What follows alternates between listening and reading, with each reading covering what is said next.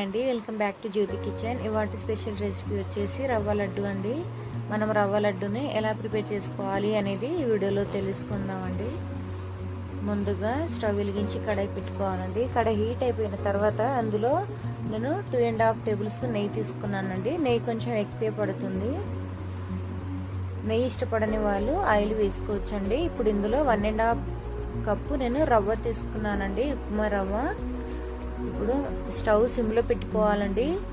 ఈ విధంగా మధ్య మధ్యలో కలుపుకుంటూ మంచిగా కలర్ వచ్చేంత వరకు ఫ్రై చేసుకోవాలండి. అప్పుడే మనకి టేస్ట్ అనేది చాలా బాగుంటుంది. మనం రవ్వ ఎంత మంచిగా ఫ్రై చేసుకుంటామో అంత మంచి టేస్ట్ వస్తుందండి. ఇప్పుడు మంచిగా ఫ్రై అయిపోయిందండి. ప్లేట్లో తీసి వేసుకుందాము. ఇప్పుడు అదే కడాయిలో 1 కప్ షుగర్ తీసుకున్నానండి. నేను 1 కప్ షుగర్కి 1/2 కప్ వాటర్ తీసుకుని పాకం చేసుకోవాలి. ఇందులో 1/2 టేబుల్ స్పూన్ ఇలాంచి వేసుకుని ఈ విధంగా మధ్య మధ్యలో కలుపుతూ ఉండాలండి. కలుపుకపోతే కింద మాడిపోతుంది. ఈ విధంగా కలుపుతుండాలి. 2 మినిట్స్ మంచిగా పాకం వచ్చేసిందండి. ఇప్పుడు అందులో మనం రవ్వ ఫ్రై చేసుకున్నాం కదండి, ఇప్పుడు రవ్వని అందులో వేసుకోవాలి. ఇప్పుడు మొత్తం రవ్వ అందులో వేసుకుని ఇప్పుడు మన డ్రై ఫ్రూట్స్ ఫ్రై చేసి వేసుకోవాలండి. నేను ముందే ఫ్రై చేసేసుకున్నాను. ఇప్పుడు అన్నిటికీ ఈ విధంగా మంచిగా కలిపేసుకోవాలి.